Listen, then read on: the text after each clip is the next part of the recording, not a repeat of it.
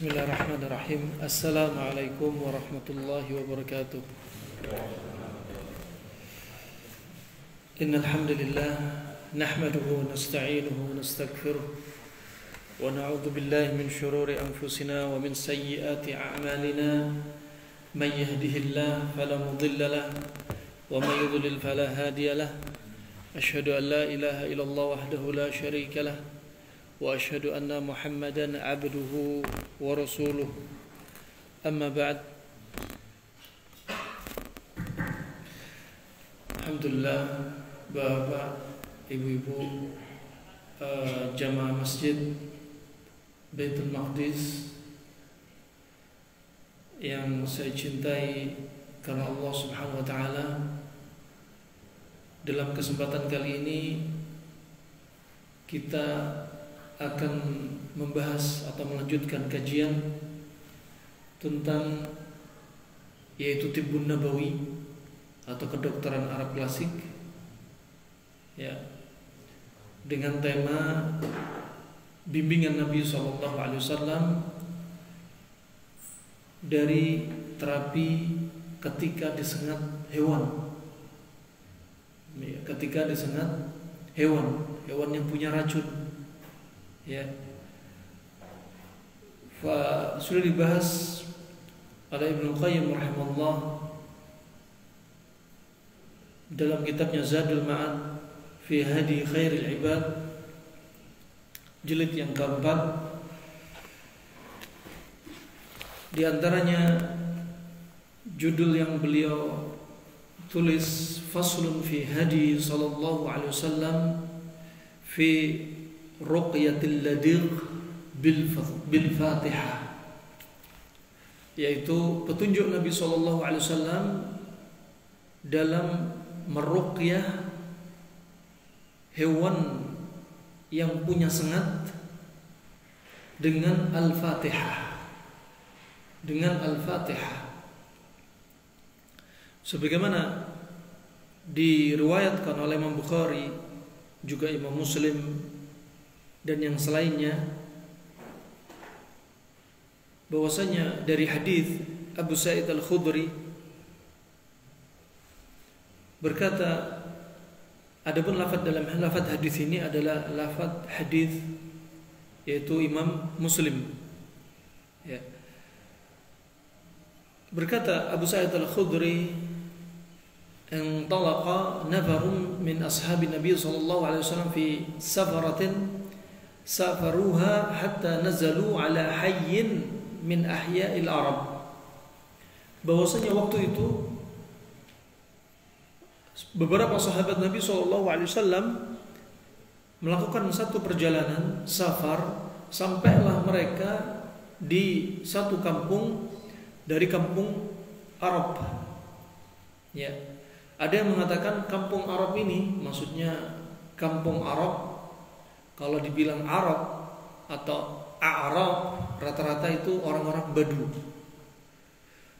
Nah, dan ada yang menyebutkan kampung Arab ini adalah kampung di mana mereka banyak melakukan kesyirikan, dan ada yang menyebutkan mereka memang orang musyrik, non-muslim. Fastadhafuhum fa'abaw ayyudhayyifuhum, dan para sahabat sebenarnya menunggu jamuan mereka. Kebayang zaman dahulu, ya, perjalanan safar itu betul-betul melelahkan. Makanya ketika Nabi menyebutkan laisa minal bir asyamu fis safar, bukanlah dari kebaikan orang yang puasa ketika safar. Kenapa demikian? Karena safar di masa silam betul-betul berat. Ya, betul-betul melelahkan. Dari kota ke kota berikutnya, kampung ke kampung berikutnya, desa ke desa berikutnya, itu betul-betul jauh.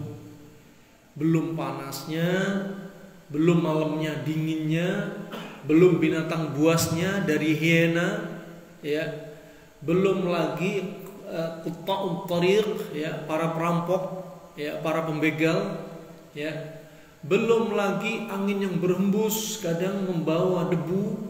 Makanya bukan dari kebaikan puasa, memaksakan diri ya dalam keadaan dia safar. Adapun safar kita sekarang Masya Allah keluar dari rumah, kota ke kota, kecamatan ke kecamatan, desa ke desa, gampang dijangkau. Dan subhanallah dari jalan ke jalan kiri kanan itu sudah penuh dengan rumah, penuh dengan toko. Ya, mau berhenti ke maret-maret ya. Kalau dia haus gampang. Di zaman silam cari sumur susah. Nah, mereka kehausan, kepanasan, betul-betul dahaga. Stok air kadang habis, harus pingsan di jalan dahulu. Subhanallah. Nah, ini rahmatullah jami'an. Maka subhanallah, ya safarnya orang-orang di masa silam dari kota ke kota itu betul-betul perjuangan sekali. Nah, di sini sahabat radhiyallahu anhum ajma'in berharap mereka ini dijamu. Ketika sampai di satu kampung, mereka berharap ingin dijamu. Ya. Tapi apa yang mereka dapati? Fa'abau ayyudhayyifuhum.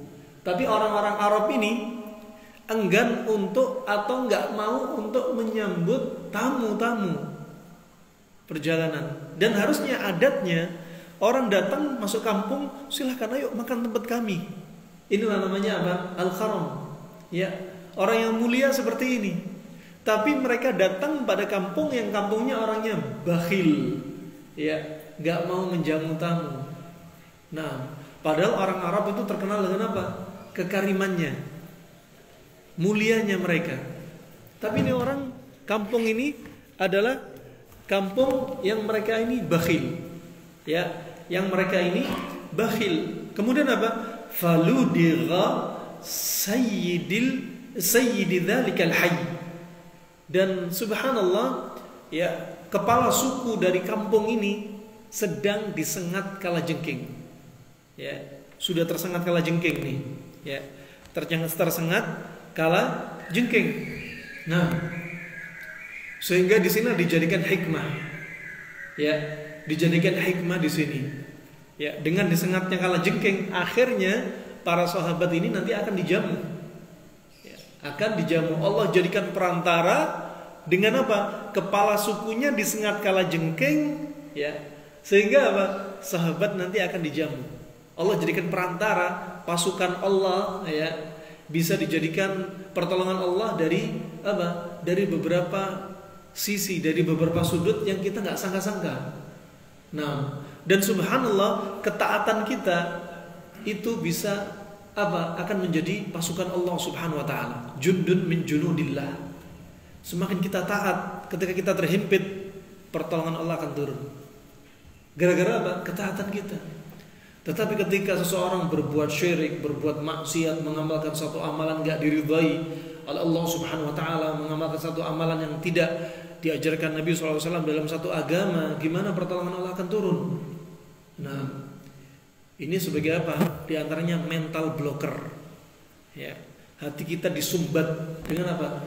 Kesyirikan, kemaksiatan, amalan-amalan yang enggak diridhai. Nah, kemudian rahmatullah fa sa'u lahu bikulli syai'in la yanfa'uhu syai'. Maka mereka yaitu orang-orang kampung ya, orang-orang kampung ini mereka berusaha dengan segala macam usaha yang bagaimana sekiranya sengatan kalajengking ini apa? Tidak berdampak bahaya pada kepala suku. Namanya kepala suku dijunjung tinggi sama kaumnya. Ya, betul-betul dihormati sama kaumnya. Nah, dan kepala suku ini masya Allah ya sangat diperhatikan sama orang-orang kampung. Betul-betul dijunjung tinggi, ya, diservis sama mereka penghuni kampung. Kemudian maka pada saat itu sengatan kalajengking yang berdampak kepada kepala suku ini sampai kepala suku itu seperti lumpuh, nggak bisa bangun. Dan dikenal kalajengking di Arab itu sangat berbahaya.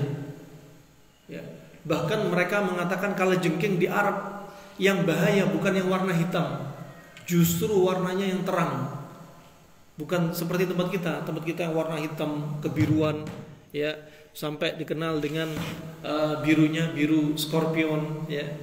Nah, justru di Arab kalajengkingnya bening, kehijauan. Nah, dan ini ternyata sangat bahaya. Dan gak heran ternyata mereka mengambil racun untuk meracuni orang, diambil dari racun-racun kalajengking. Ya, wallahu a'lam bishawab. Racun yang digunakan untuk meracuni Nabi SAW oleh Zainab bintul Harith yang waktu itu masih Yahudi. Ya, dia sebagai Yahudi pada waktu itu yang dilumuri kepada daging kambing kesukaan Nabi SAW sehingga Nabi teracuni, ya, sehingga Nabi wafat karena racun ini. 3 tahun kemudian, ya, yang sahabat yang makan di hadapan Nabi waktu itu dinasihatin Nabi, hentikan, cukup, jangan makan lagi, daging ini sudah beracun. Ya, yang sampai daging kambing ini mengkabarkan kepada Nabi bahwasanya kambing ini sudah diracuni. Ya, daging kambingnya yang mengabarkan. Ini mukjizat, ya, untuk Nabi SAW dari Allah Subhanahu Wa Taala. Ya, kemudian sahabat yang makan tadi sudah terlanjur makan banyak, kata dia, ya Rasulullah, aku sudah terlanjur makan banyak ya Rasulullah. Langsung dia meninggal ketika itu. Dan disebutkan tabib pada waktu itu bahwasanya pembuluh darah aorta dia sudah pecah. Menunjukkan tabibnya ini sangat mahir. Dan subhanallah 3 tahun berlalu, disebutkan oleh para sahabat bahwasanya Nabi SAW tampak dari langit-langit Nabi itu warna kebiruan. Itu tanda-tanda kalau apa? Kalau orang keracunan, warnanya langit dan lidah warnanya biru. Warna biru itu menunjukkan apa? Stagnasi peredaran darah. Ya, menunjukkan apa? Livernya sudah rusak. Banyak organ yang sudah pecah. Makanya Nabi SAW ketika Nabi di pangkuan Aisyah, ya, detik-detik sebelum Nabi wafat, Nabi berkata, ya Aisyah, inna abhari taqatta'at. Ya Aisyah, sesungguhnya pembuluh darah aortaku sudah mulai pecah. Subhanallah. Tentunya apa yang Nabi sampaikan dari wahyu, yang mengabarkan tentunya apa? Malaikat Jibril. Nah, pembuluh darah itu sudah pecah, saking dahsyatnya racun. Wallahu alam, apakah racun yang diambil adalah racun dari kalajengking ataupun racun dari ular yang sangat berbahaya. Makanya Ali bin Madini, gurunya Imam Bukhari, dia dijuluki Hayatul Wadi, ularnya padang pasir. Kenapa? Karena Ali bin Madini termasuk ulama yang sangat mahir, sangat tahu hadis ini berpenyakit apa enggak, hadis ini lemah apa enggak, siapa perawi yang bermasalah dalam hadis ini. Ali bin Madini sangat tahu, sampai Imam Bukhari mengatakan, mastasghartu nafsi illa 'inda Ali ibn al-Madini. Aku, kata Imam Bukhari, tidak merasa diriku kecil, mungil kecuali di hadapan Ali ibn al-Madini. Kenapa? Karena saking mahirnya Ali ibn al-Madini mengetahui penyakit hadis. Ya, Imam Bukhari, kita tahu siapa Imam Bukhari. Ya, yang sangat hafal, ya. Bahkan sahihnya disebutkan sebagai apa? Sebaik-baik kitab setelah Al-Quran sepakat adalah kitab Sahih Bukhari. Dan dia merasa kecil di hadapan siapa? Ali bin Madini. Saking cerdasnya Ali bin Madini, telitinya dia meneliti hadis, ya, sampai dia dijuluki Hayatul Wadi. Kenapa? Karena ular ini sangat bahaya, sangat pintar, cerdas, dan juga mematikan. Nah, bisa jadi ular, racun-racun ini diambil dari racun bisa ular seperti Hayatul Wadi atau racun kalajengking. Diperas, dikeluarin, kemudian dilumurkan kepada daging. Nah, ini rahmani wa rahmakumullah jami'an. Kepala suku ini kemudian apa? Jatuh seperti lumpuh, kena racun kalajengking yang sangat bahaya ini. Nah, kemudian faqala ba'dhum, kemudian sebagainya mengatakan, yaitu orang-orang dari suku tadi, lau ataitum haula'i ar-rahta alladzina nazalu la'allahum ayyakuna 'inda ba'dihim syai'. Seandainya kalian, kata sebagian orang dari suku kabilah ini, ya, seandainya kalian datang kepada mereka, rombongan orang yang baru sampai di kampung kita, mungkin kalian bisa mendapatkan sesuatu. Ya, ini ada tamu yang baru datang ke kampung kita, ke desa kita. Coba tanya mereka, mungkin mereka punya cara bagaimana mengobati sengatan kalajengking. Ya. Karena mereka sangka mungkin di antara mereka ada yang sudah mahir. Orang yang safar ini datang dari daerah lain, mungkin mendapati di daerah lain itu ada mereka sudah lewati kasus seperti ini. Barangkali coba tanya mereka. Nah, kemudian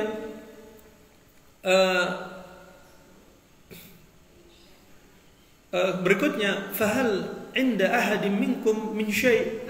Kemudian ditanyailah rombongan ini, apakah salah satu dari kalian punya cara untuk mengobati kepala suku kami yang sangat kalajengking?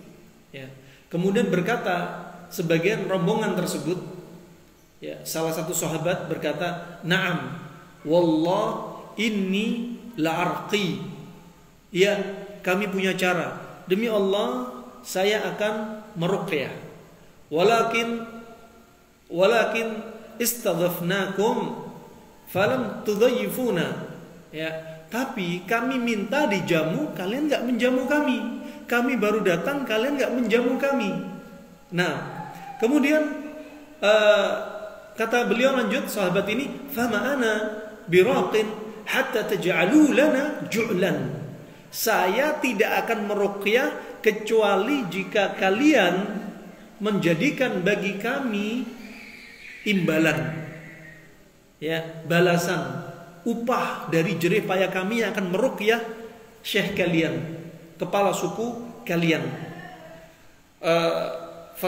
Fasalahuhum ala qati'im minan ghanam. Akhirnya mereka, penduduk kampung tersebut atau desa tersebut, membuat makanan, masakan dari apa? Olahan daging kambing. Ya. Nah, fanfalaqa, setelah dibikinin makanan, dibikinin kambing, baru apa? Fantalaqa yadful alaih wa yaqra. Kemudian mulailah salah seorang sahabat ini, apa yang mereka lakukan? Mereka pergi ke kepala suku, kemudian yadful alaih. Yadful alaih itu seperti ini. Ya. Tuh. Nah, itu yadful alaih. Ya, ini dilakukan sahabat. Maka boleh kita meruqyah pakai seperti ini. Tuh. Ya, ini tafel. Meludah tapi ludah yang ringan. Kalau air ludah dikumpulin, diludahin, itu namanya basok. Ya, bahasa Arab namanya basok. Ngumpulin ludah dikeluarin namanya apa? Yabsuq. Ya. Kalau ini yadful, seperti apa? Antara tafel wa nafakh. Ya, antara basak wa nafakh. Ya, ringan. Kalau basak itu ada ludahnya banyak, kalau nafakh itu hanya meniupkan, kalau tafel antara tengah-tengahnya, antara dua tadi. Tuh. Ludah ringan. Nah, jangan meruqyah ludahnya dikumpulin. Nah, bukan. Kemudian wa yaqra, sambil membaca apa? Sambil membaca alhamdulillahi rabbil alamin, yaitu membaca Al-Fatihah. Itu saja. Ya, membaca Al-Fatihah. Nah, meruqyah sengatan kalajengking hanya dibacain Al-Fatihah. Dan kita lihat siapa yang diruqyah tadi, siapa? Ulama menyebutkan sebagainya bahwasanya ini adalah kampung musyrik. Disebutkan mereka adalah orang kafir. Berarti apa? Boleh kita mengobati, baik mengobati dengan ala pengobatan modern atau klasik kepada orang non muslim, ya, atau boleh kita juga meruqyah dengan ayat-ayat Al-Quran untuk orang non muslim. Boleh, nggak dilarang. Contohnya ini, kalau ada orang datang, Ustadz, saya mau izin berobat, ya, tapi perlu diketahui bapak ibu saya yang sakit ini non muslim dan saya juga non muslim. Boleh nggak datang ke rumah Anda sebagai terapis, Anda sebagai dokter? Boleh nggak? Boleh, silakan. Pintu terbuka lebar. Nah, ini termasuk apa? Hikmah dalam berdakwah. Ya, kenapa? Orang yang sakit dalam keadaan imannya lemah, fisiknya lemah. Ya, dia butuh nasihat dan siap dia menerima nasihat dari sang pengobat, apalagi si pengobatnya tahu ilmu agama. Maka itu sebagai apa? Perantara dakwah yang paling manjur juga dari pintu-pintu kita berdakwah. Nah, Ini kemudian diruqyahlah laki-laki ini, kepala suku ini, faka'annama unsyita min iqal. Setelah diruqyah hanya baca Al-Fatihah saja, seperti apa? Dia tiba-tiba bangun semangat seperti lepas dari ikatan. Coba bayangin, seperti lepas dari ikatan. Nah, langsung dibacain hanya Al-Fatihah. Tapi perlu kita lihat siapa yang meruqyah. Seorang sahabat yang imannya kaljibal, seperti gunung, yang mereka hidup menyaksikan Nabi, imannya kuat. Dan ini semakin kuat iman, efek ruqyah semakin dahsyat. Yang meruqyah nggak sholat jamaah, yang meruqyah meninggalkan sholat 5 waktu, yang meruqyah sering berbuat maksiat, lihat-lihat suatu yang haram, yang meruqyah bacaan tajwidnya kacau, sampai yang diruqyah jinnya ngomong, "Pak, bacaanmu kacau, Pak." Gitu. Kan malu sekali yang meruqyah disalahin sama jinnya. Nah, subhanallah, yang meruqyah melakukan kesyirikan, yang meruqyah melakukan amalan yang enggak diridhai Allah dan amalan yang enggak dicontohkan Nabi, yang meruqyah ahli maksiat. Beda sama mereka sahabat, hanya baca Al-Fatihah, enggak perlu teriak-teriak, enggak perlu pakai speaker. Alhamdulillahirabbil alamin arrahmanirrahim. Sudah, subhanallah, sembuh dengan izin Allah Subhanahu wa taala. Ini penting. Perlu disadari. Kalau yang meruqyah banyak melakukan maksiat, ini jadinya kurang mantap juga. Nah, subhanallah, pernah kami dapati juga. Ada senior kami meruqyah. Kita orang waktu itu masih jadi santri, meruqyah, masya Allah, butuh berjam-jam. Digempur terus tuh orang yang kena sihir berjam-jam. Berjam-jam, setengah 2 malam baru ngorok. Jam 12 mulai ngorok, setengah 2 malam muntah darah. Setelah darah itu dipel, diperes setengah ember. Kalau ini darahnya manusia, pasti sudah meninggal dia orang. Nah, sebenarnya ada pun teman kami lain. Kita orang masih bujangan waktu itu. Teman kami, masya Allah, dia berpegang teguh dengan sunnah. Istrinya 2, masya Allah. Baca surat Al-Fatihah, sudah kencing-kencing orang yang diruqyah. Udah teriak-teriak. Beda ternyata istri 1 sama istri 2 ruqyahnya. Nah, imannya juga beda, kokohnya beda, masya Allah. Semakin iman dia kuat, semakin ketaatan yang didatangi semakin banyak. Mereka kaum jin semakin gelisah. Wah, ini para sahabat radhiyallahu anhum ajma'in yang meruqyah. Nah, nggak sembarangan baca Al-Fatihah langsung, subhanallah. Syekh Qabilah ini, kepala suku ini langsung seperti apa? Seperti lepas dari ikatan. Seperti lepas dari ikatan. Ini rahmatullah jami'an. Dan makanya ketika kita dzikir pagi petang, kita masuk tempat yang subhanallah, yang menakutkan, kita masuk tempat yang berbahaya, hutan, atau kita masuk tempat rumah kosong, atau tempat yang nggak pernah kita masuki, kita masuk ke satu kampung, maka baca, makanya a'udzu bikalimatillahi tammati min syarri ma khalaq 3 kali. Barang siapa baca doa ini, Allah akan jaga dia dari masuk kampung tersebut sampai keluar kampung, atau masuk tempat yang menakutkan sampai keluar dari tempat yang menakutkan. Ini bukan hanya kaum jin, juga dilindungi dari hewan yang berbisa, dari ular, dari kalajengking, juga dilindungi dari dari makhluk-makhluk walaupun manusia yang yang membahayakan diri dia. Nah, makanya penting seperti ini. Dan mereka ini orang yang jauh dari bimbingan Nabi.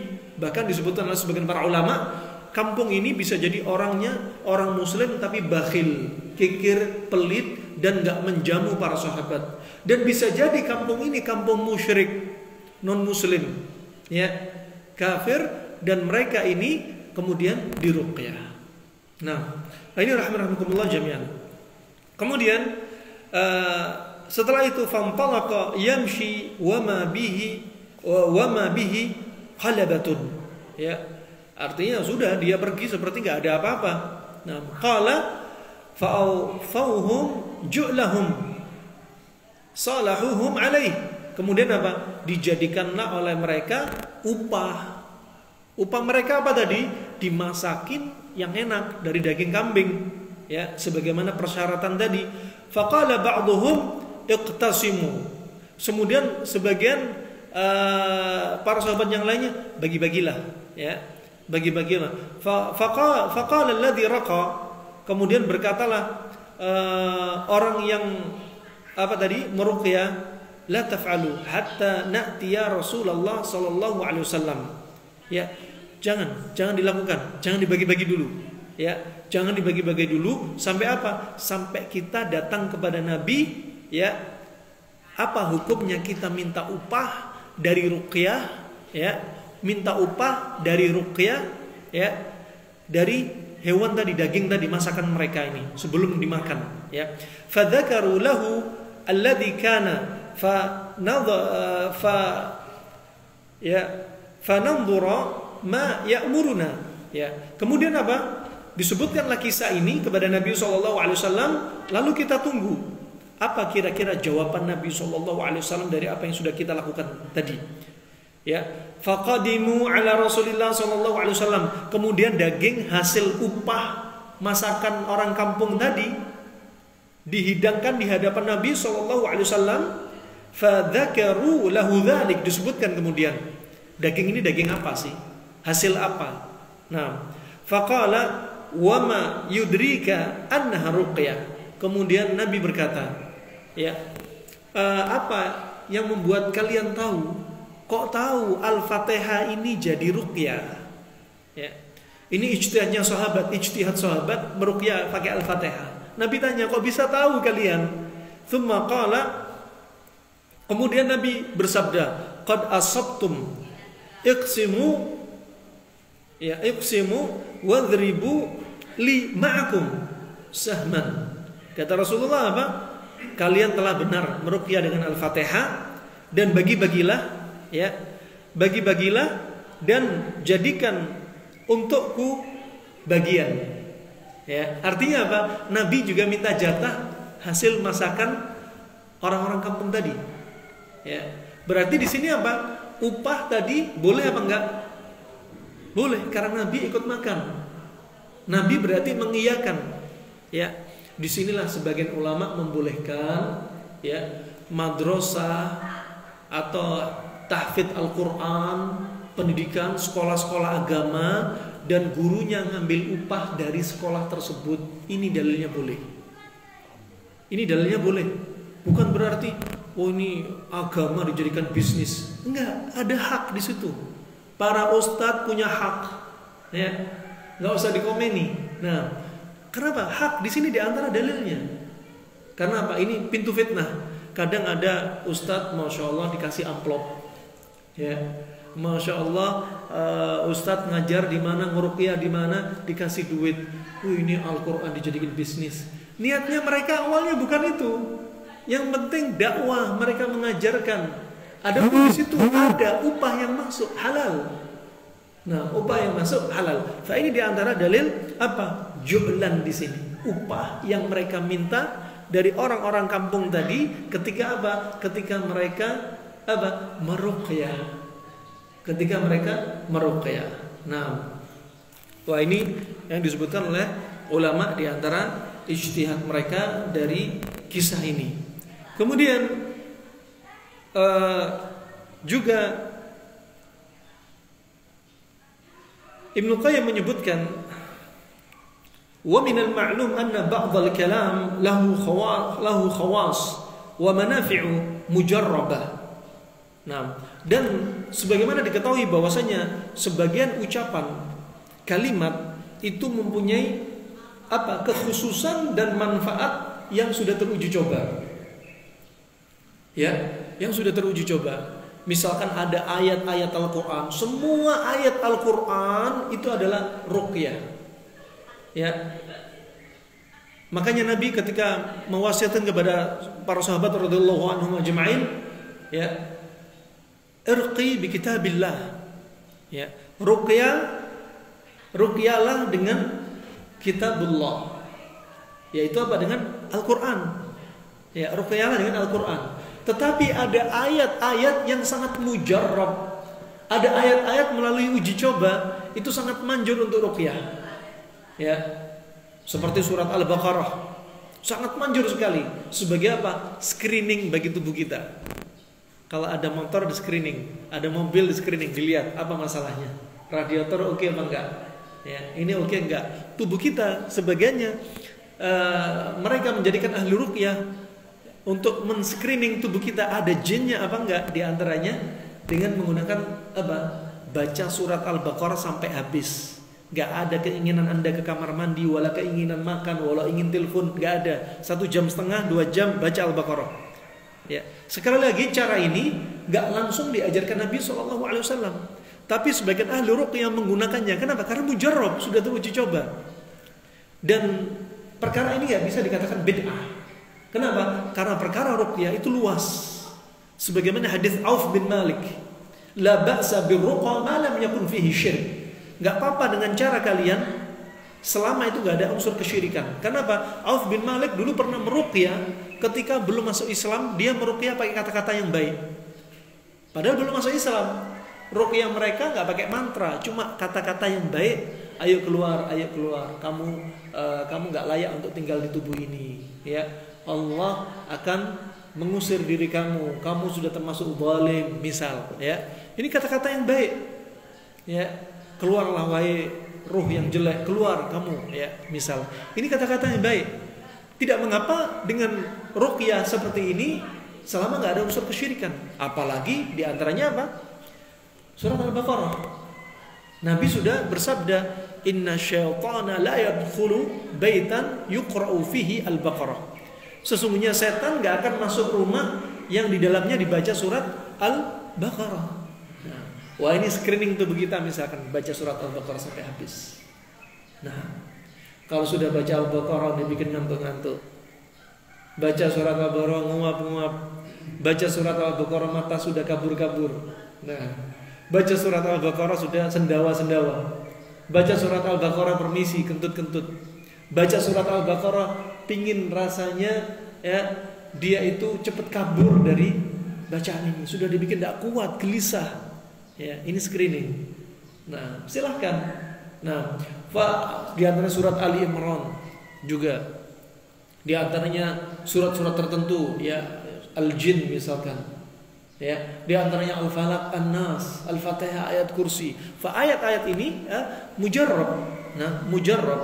Nah, fama dhannu bi kalami Rabbil alamin.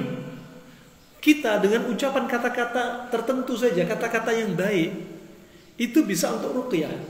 Maka apalagi kalau yang digunakan adalah kalamullah. Ya, yang disampaikan adalah kata-kata yang itu adalah wahyu, baik dari Al-Quran ataupun dari As-Sunnah. Dari As-Sunnah misalkan apa? U'iduka bi kalimatillahi tammati min kulli syaitanin waham wa min kulli ainin lama. Misal. Ya, ini contoh dipakai. Walaupun ini untuk apa? Untuk mendoakan anak kecil yang biar enggak terkena ain misalkan. Ya. Contoh. Ini contoh aja. Dan kalimat ini kalimatillah. Kalimatillah itu adalah kalimat Allah. Dan kalimat Allah itu adalah sifat Allah. Dan sifat Allah itu bukanlah makhluk. Sifat Allah nempel pada Allah. Kalau kita menggunakan kalamullah atau doa-doa yang diajarkan Rasulullah yang merupakan kalimatullah, ya, maka itu sangat dahsyat sekali, sangat mujarab sekali. Dan perlu diketahui, ruqyah itu gak harus terus baca Al-Quran, kuat-kuatan sama jin. Jinnya kuat-kuatan sembunyi di dalam tubuh. Biar gak tahu kalau tubuh itu betul-betul ada jinnya. Sembunyi kuat-kuatan dia.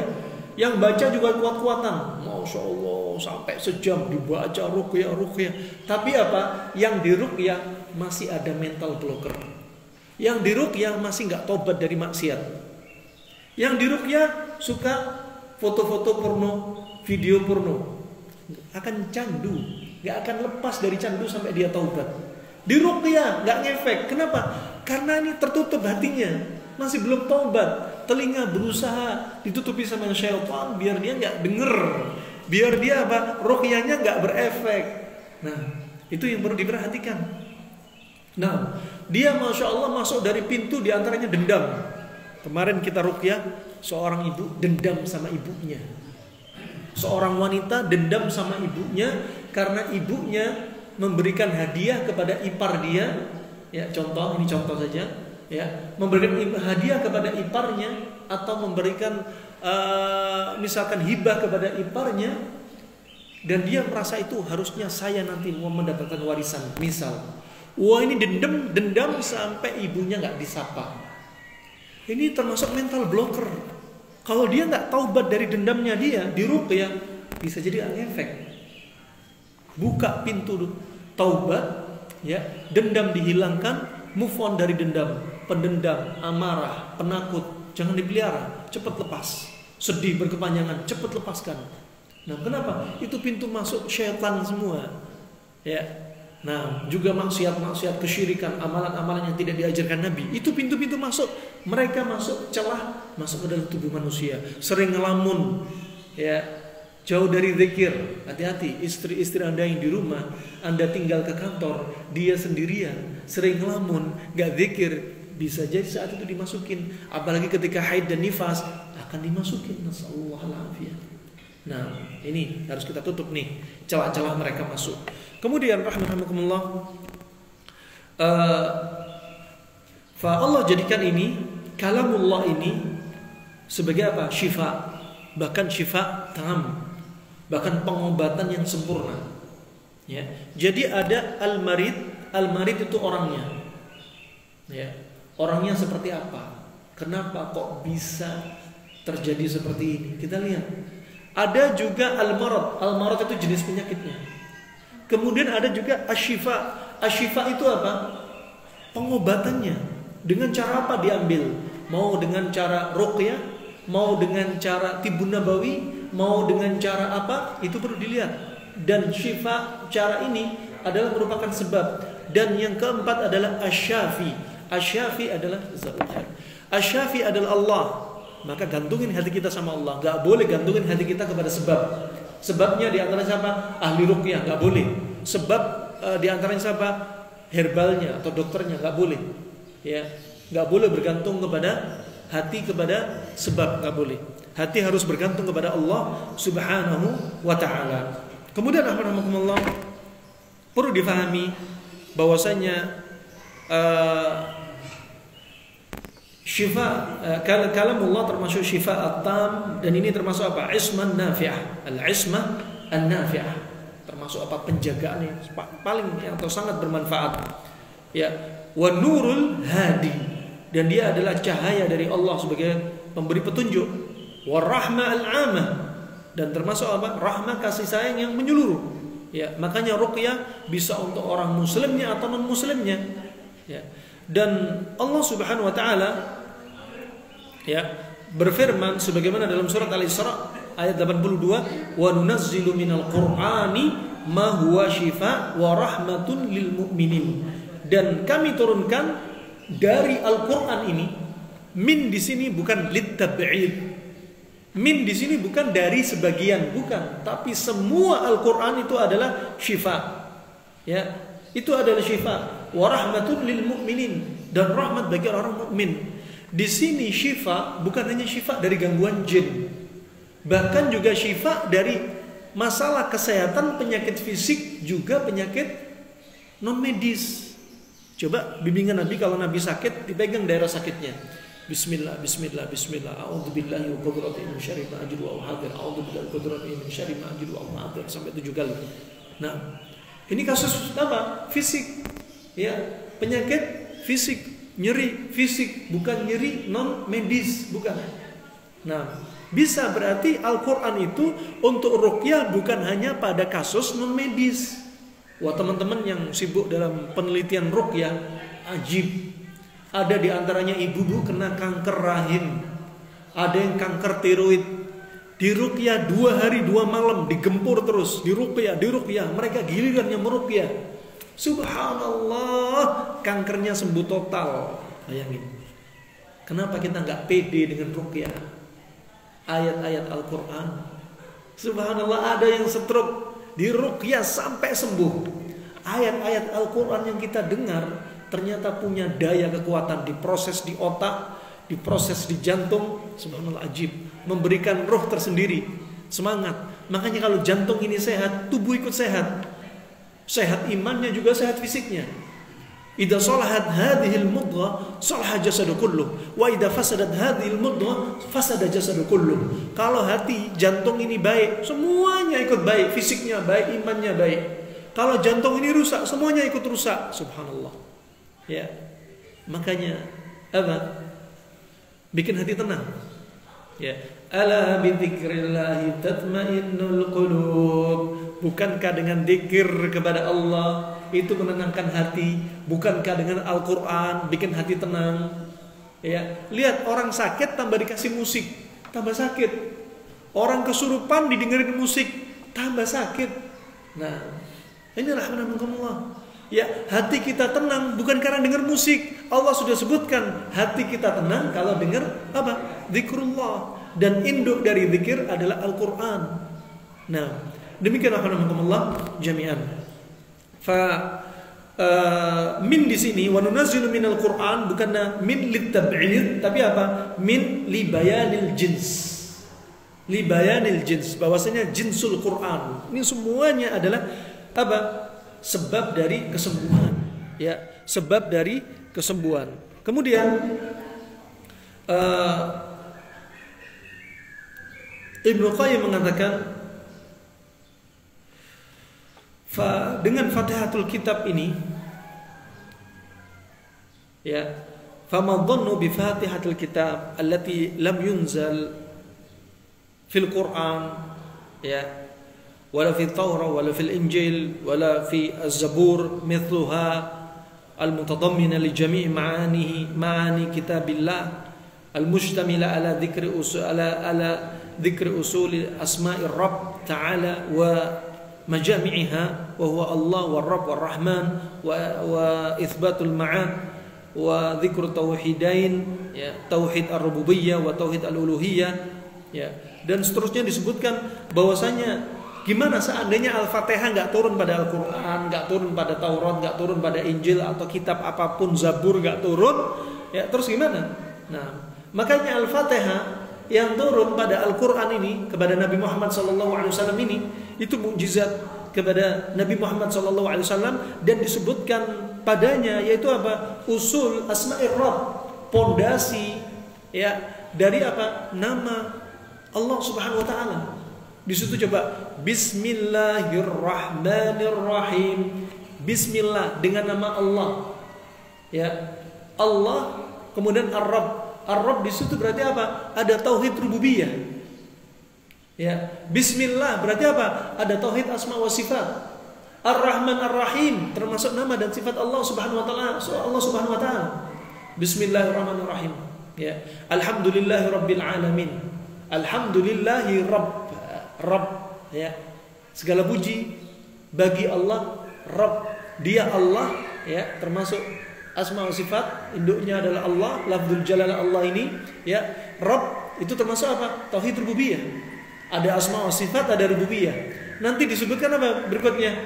Ya. Alhamdulillahirabbil alamin, arrahmanir rahim, maliki yaumiddin. Ini antara apa? Tauhid asma wa sifat dan rububiyah. Ya. Iyyaka na'bud wa iyyaka nasta'in. Hanya kepada Engkau kami menyembah, hanya kepada Engkau kami minta tolong. Ini berarti tauhid apa? Tauhid apa? Uluhiyah. Berarti dalam surat Al-Fatihah diajarkan sudah 3 tauhid di sini. Nah, diajarkan 3 tauhid di sini. Nah, fa ini rahimakumullah jami'an. Fa Allah Subhanahu wa taala mengkhususkan beberapa doa, ya, zikir yang sebagaimana disebutkan Ibnu Qayyim rahimahullahu taala. Dan kita semua ini apa? Membutuhkan Allah Subhanahu wa taala, membutuhkan hidayahnya, ya, dan tidak bisa lepas dari apa? Kebutuhan kita kepada Allah Subhanahu wa taala. Makanya ketika kita dihadapkan kepada masalah kesulitan, ya, dihadapkan dengan musibah, biar apa? Kita selalu ingat sama Allah Subhanahu wa taala.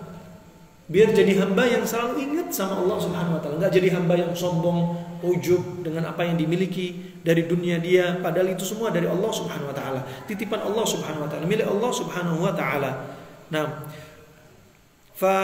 kemudian Ibnu Qayyim menyebutkan faslun fi ta'thir ruqa bil Fatihah wa ghairiha fi ilaji dawati sumumi sirrun badi'. Nah, dan di sini disebutkan beliau bahwasanya ruqyah itu memberikan dampak efek yang sangat kuat walaupun dengan hanya Al-Fatihah. Ya, untuk apa? Untuk mengobati atau sebagai pengobatan dari apa? Dari dampak dari efek racun. Ya, dari efek racun. Wah, ini termasuk rahasia yang besar di sini. Racunnya kalajengking bisa diruqyah coba. Racun kalajengking bisa digunakan dengan cara ruqyah. Nah, tentunya ruqyah ini, kata Ibnu Qayyim rahimahullah, pengobatan ruqyah dan pengobatan tibbun nabawi yang lainnya harus disertai dengan kekuatan keyakinan. Kenapa? Karena tibbun nabawi itu pengobatan yang gak sama dengan pengobatan manapun dari dulu zaman Nabi Adam maupun sampai sekarang, gak ada yang sama. Tibbun nabawi betul-betul dari wahyu. Nah, tibbun nabawi ini apa? Kata Ibnu Qayyim rahimahullah, dia harus kita yakini, namanya dari wahyu. Ya, namanya dari wahyu, maka kita harus yakini dengan hati kita. Kalau kita mengamalkan satu amalan tapi nggak disertai dengan kekuatan hati, la yanfa, tidak manfaat.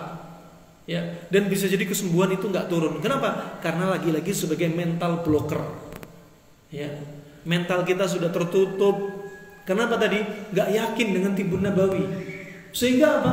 Efek syifa, efek dari kesembuhan yang Allah jadikan, harusnya Allah turunkan kesembuhan, jadi penghambat. Seperti doa, kita doa sama Allah tapi nggak yakin Allah akan mengabulkan. Seperti kita doa kepada Allah Subhanahu wa taala tapi kita nggak yakin Allah mendengar. Ya, ini termasuk apa? Mental blocker. Atau berdoa kepada Allah tapi berkeluh kesah, ya Allah saya sudah berdoa 10 tahun tapi saya nggak dapat jodoh-jodoh, gimana ini ya Allah, misal. Ya, ini termasuk apa? Mental blocker semua ini. Nah, bagaimana Allah akan mengabulkan sedangkan dia dalam keadaan seperti ini? Wah, ini rahimana rahimakumullah jami'an.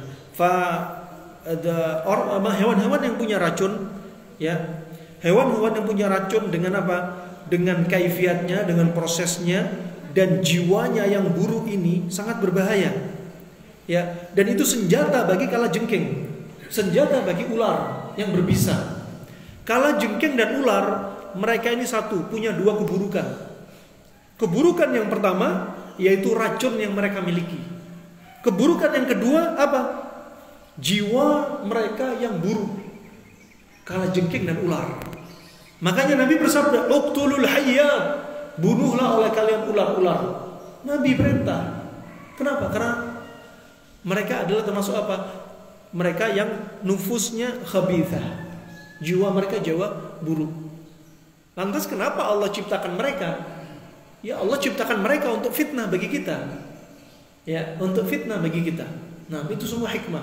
Allah jadikan apa? Hikmah dari Allah Subhanahu wa taala. Maka Allah Subhanahu wa taala, Allah ciptakan mereka. Mereka ini hewan yang hatinya yang jiwanya buruk. Mereka ini hewan yang beracun, dan itu senjatanya mereka. Kalajengking dengan sengatnya, ular dengan bisanya dari gigitannya, itu adalah senjata mereka. Ya. Oleh karena itu, ketika disengat kalajengking, ketika disengat ular, coba bimbingan Ibnu Qayyim apa? Menurut Ibnu Qayyim apa? Ya, la taqdab, jangan marah. Kalau digigit hewan jangan marah, jangan mencela. Ya, kalau hewan itu dicela, jiwa mereka buruk. Kalau kita mencela berarti kita marah. Mereka sudah sukses bikin mereka bikin apa? Bikin orang yang disengat nih marah. Ya. Sebagaimana setan kalau dicela tambah besar. Seperti ketika ada sahabat ketika terkilir hewan tunggangannya, dia berkata, "La'anallahu syaitan." Semoga setan, Allah melaknat kamu ya setan. Kemudian apa kata Rasulullah? "La tal'an syaitan." Jangan cela setan. Jangan laknat setan. Kenapa? Kalau dicela kita tambah besar. Tapi apa katakan kalau terkilir, katakan apa? Cukup bismillah. Karena mereka itu bisa mengecil, dari besar sampai kecil bisa jadi seperti seekor lalat. Ya. Makanya kalau disengat hewan berbisa, jangan marah.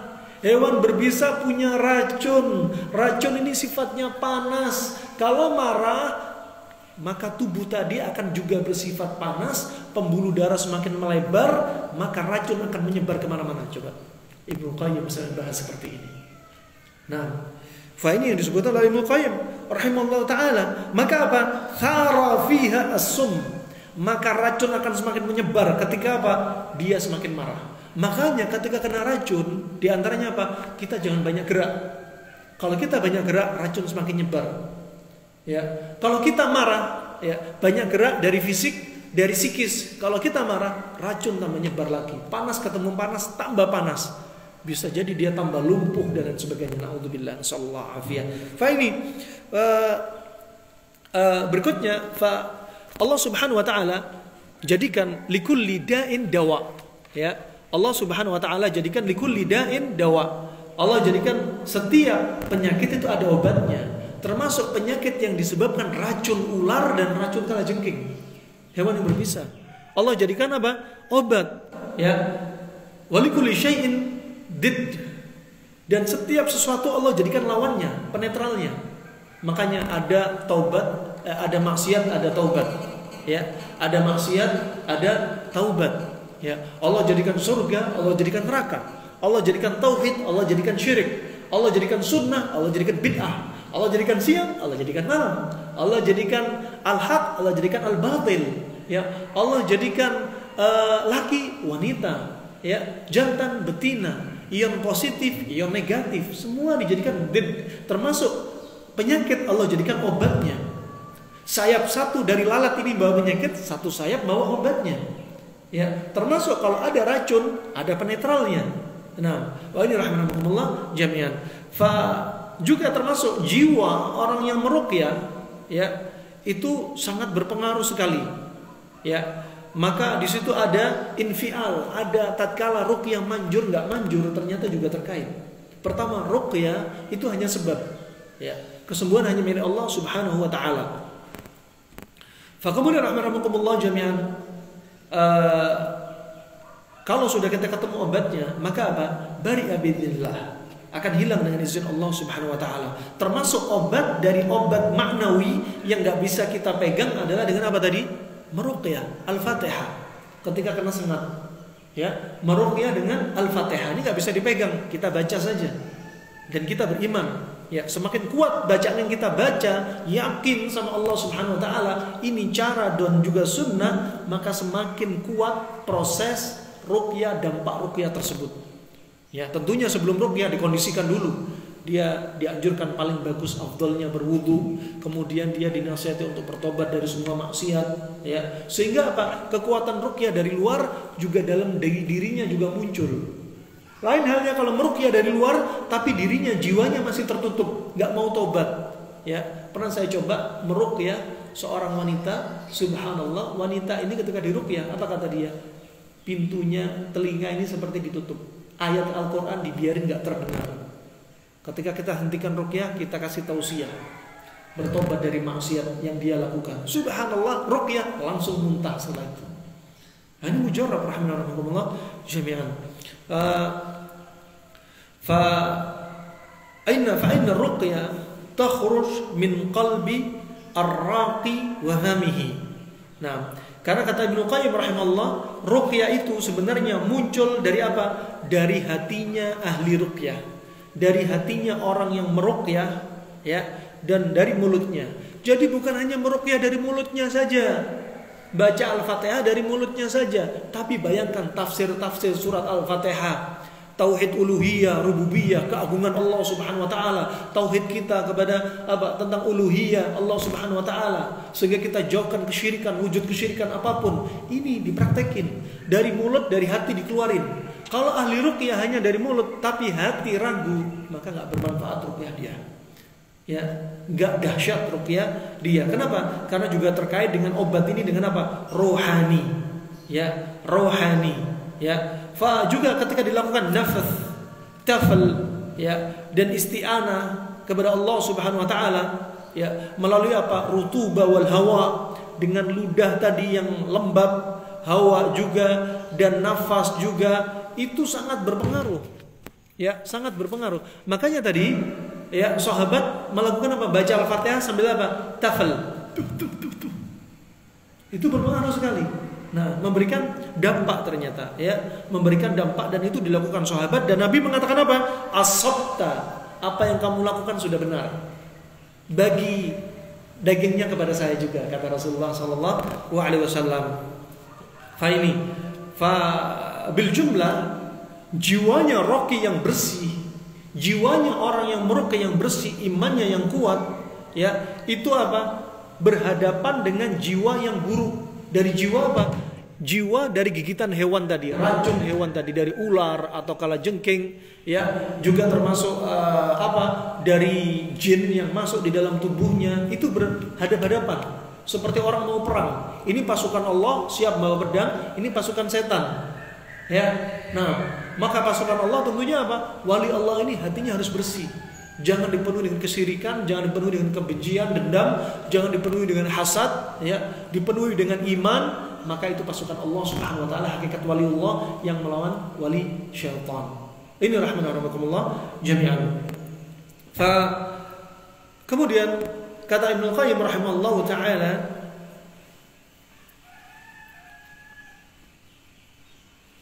begitu pula ketika seseorang minta tolong kepada Allah Subhanahu wa taala dan menggunakan terapi ruqyah seperti yang dilakukan sahabat tadi kepada Syekh Qabilah yang sudah kesengat kalajengking, kemudian dia membaca Al-Fatihah sambil apa? Tafal.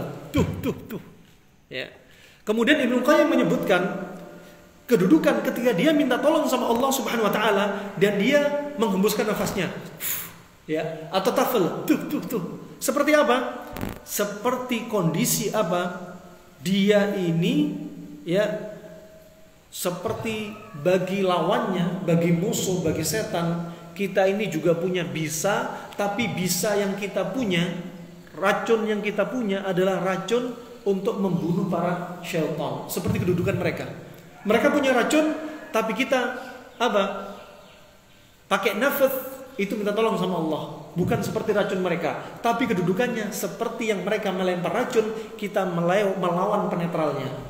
Sehingga dihembuskan nafas dari ayat-ayat ruqyah, juga air ludah yang kita keluarkan.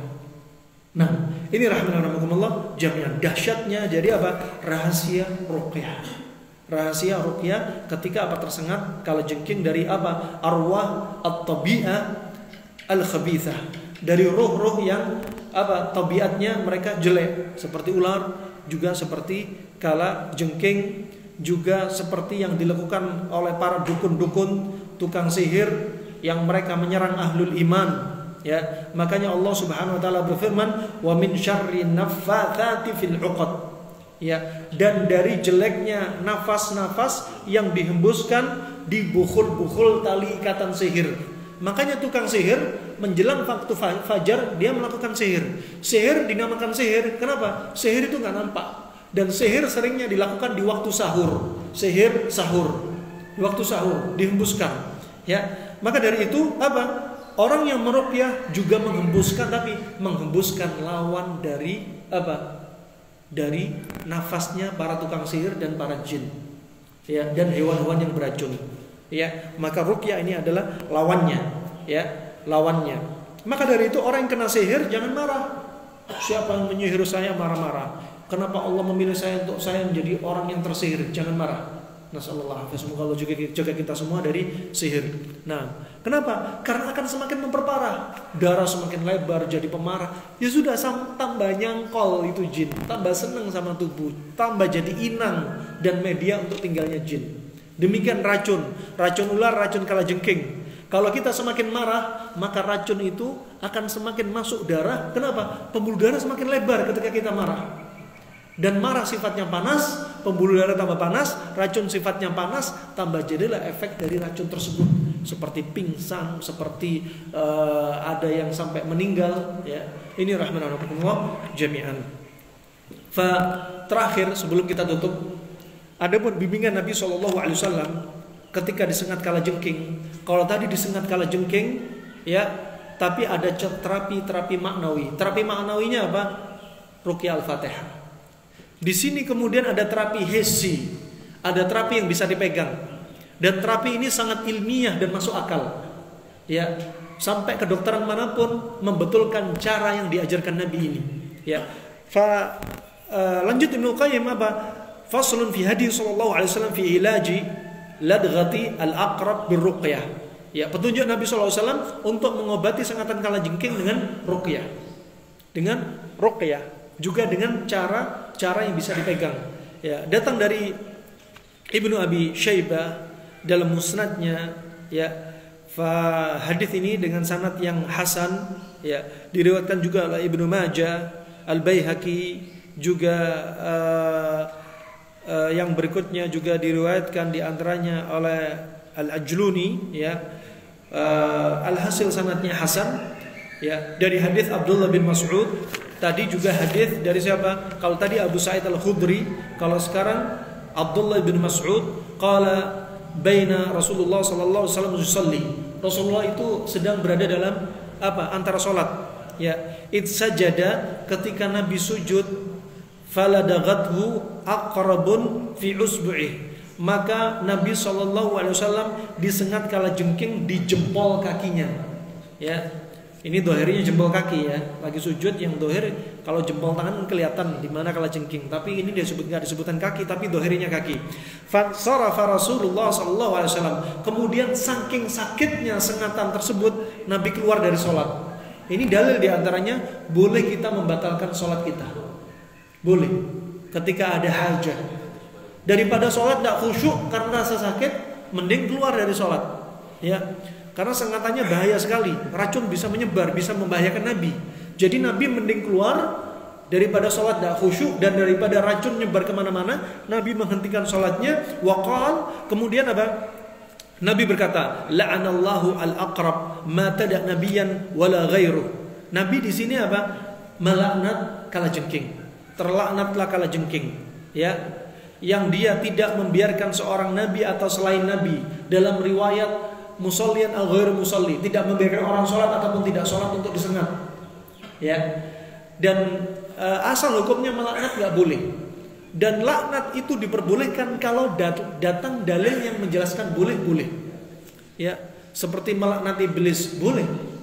Melaknat orang kafir non muslim nggak boleh yang masih hidup. Karena bisa jadi setelahnya dia dapat hidayah. Ya, maka jangan laknat mereka. Nah, ini kemudian kata Nabi SAW, ya, setelah dia mengucapkan seperti ini, kemudian Nabi keluar dari sholatnya, ya, dan berkata seperti ini. Setelah itu apa yang dilakukan Nabi? Nabi minta kepada sahabat. Ya, thumma da'a, kata Abdullah bin Mas'ud, thumma da'a bi ina'in fihi ma wa milh. Kemudian Nabi minta kepada para sahabat, apa? Minta bejana air yang sudah dikasih garam. Dan air di sini kalau kita lihat konsepnya, airnya adalah air dingin ditambah dengan garam. Faja'ala yad'u mawdi'a al-ladgha fil ma'i wal milh.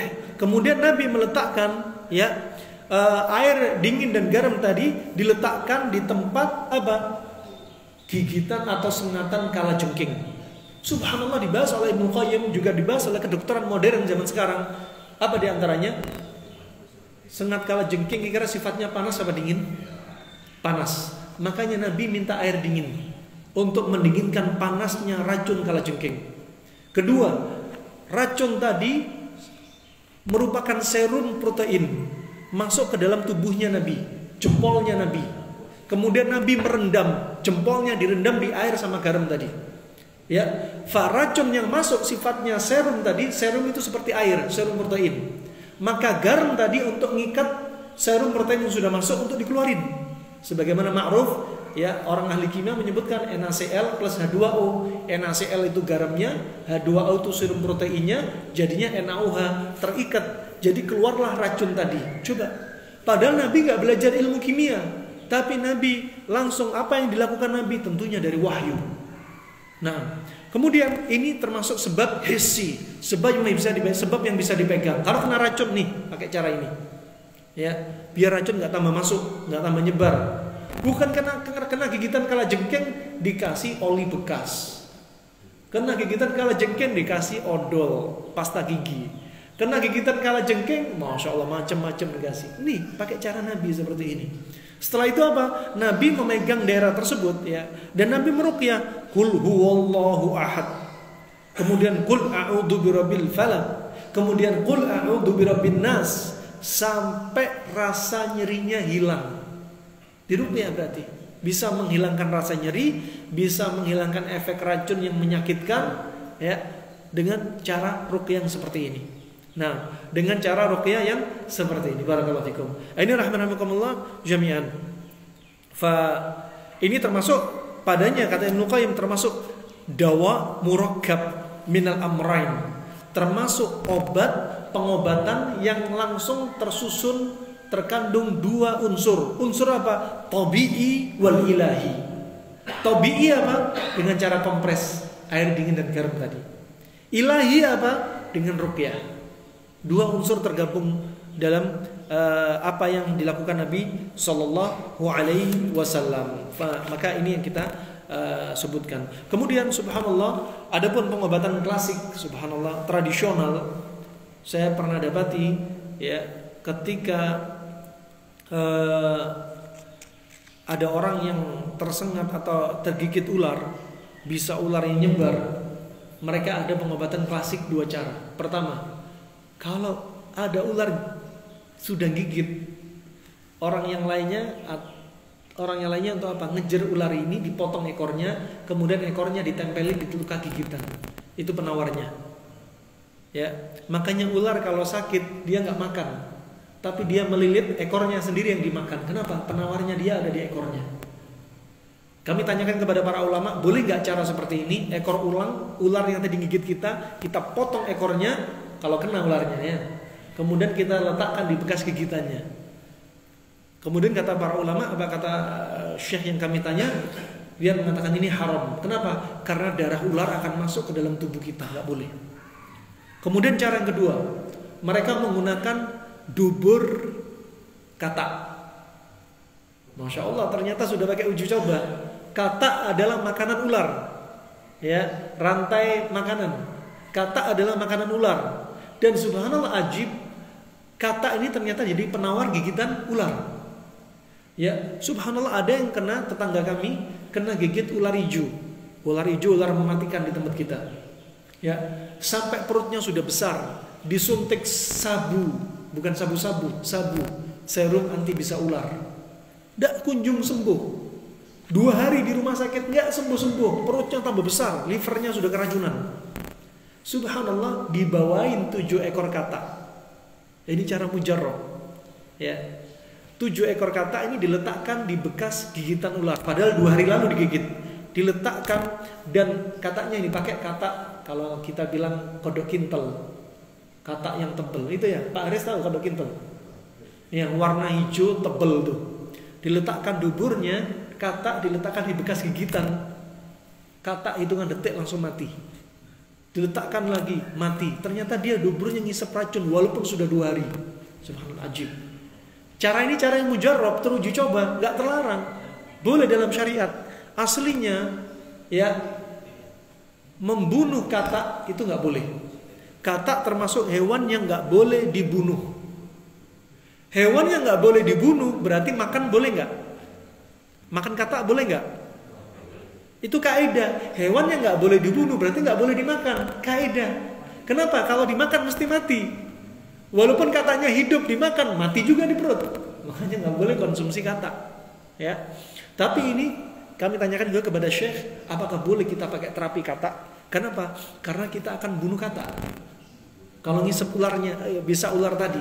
Kemudian kata Syekh ini, ya, kata beliau, ya boleh. Kenapa? Karena nyawanya manusia lebih mahal daripada nyawa katak. Kita untuk menyelamatkan manusia, maka tidak mengapa. Subhanallah, bisa dihisap tuh racun. Nah, adapun cara kedokteran Arab klasik sejak zamannya Fir'aun disebutkan dalam Burda Fir'auniyah, dan cara ini nggak ada cara unsur kesyirikan. Ya, bukan cara memindahkan penyakit. Orang sakit dipindahin ke kambing. Ini syirik, pakai bantuan jin. Tapi ini murni cara klasik zaman Fir'aun. itu banyak pengobatan kesyirikan. Tapi kalau bukan syirik boleh walaupun datang dari Fir'aun. Ya, zamannya Fir'aun kedokterannya sudah mutaakhir di masanya waktu itu, seperti pembalseman pada proses mumi. Ya, fasubhanallah, mereka juga pakai apa? Dubur burung merpati, diletakkan di pusernya manusia. Ternyata sangat manjur untuk apa? Kasus keracunan di usus, termasuk pada hepatitis. Bahwa itu dipakai zaman silam sampai detik ini. Ya, ada ulama yang mengatakan ini pengobatan yang tidak mujarrab. Ya, karena apa? Sebagian ulama belum mencoba. Ya, dokter belum mencoba. Ternyata di masa silam turun temurun sampai detik ini di Arab masih dipakai. Dan bukan hoax. Pernah kami coba juga, orang yang SGOT, SGPT-nya itu tinggi. Ya, ada yang mencapai angka 2000. Pakai 5 burung merpati, subhanallah, sampai turun apa? Jadi 200. Ya, kalau sayang sama burung merpati, dipakai ngisep jangan sampai mati aja. Karena apa? Kalau racunnya kuat, dia di dalam perut kuat, ya, dihisep sama merpati, hitungan detik merpati langsung ngap, langsung mati. Coba ajib. Racun betul-betul dihisep. Ini bukan minda penyakit, tapi dia ngisep apa? Racun yang berbahaya yang tertimbun di dalam usus. Makanya penyebab uap di kepala adalah gas di usus di antaranya. Sepertinya itu saja yang bisa saya sampaikan. Penjelasan panjang ada di YouTube, ya. Nah, karena waktu subhanallah panjang lebar, mohon maaf sekali lagi sangat panjang. Lain kali jangan sampai panjang-panjang, ya. Karena pembahasan ini masya Allah ajib. Kalau kita potong nggak nyambung nanti, emang banget ya. Nah, maka itu saja yang bisa kita sampaikan. Semoga bermanfaat untuk seluruh muslimin. Kalau ada pertanyaan mungkin, atau sudah lewat? Terajah, taib. Itu saja, nanti sambil fasdu katanya. Itu saja bisa kita sampaikan, harap dimaklumi. Ya, jika ada benarannya dari Allah semata, jika ada salahnya karena kesalahan diri saya dan karena gangguan syaitan, ya sekali lagi semoga Allah sembuhkan kita semua, semoga Allah selamatkan kita semua, semoga Allah istiqomahkan kita di atas ketaatannya, dan semoga Allah wafatkan kita dalam keadaan husnul khatimah. Amin ya rabbal alamin. Wabillahi taufiq wal hidayah. Subhanakallahumma bihamdika asyhadu an la ilaha illa anta astaghfiruka wa atubu ilaik. Wassalamualaikum warahmatullahi wabarakatuh.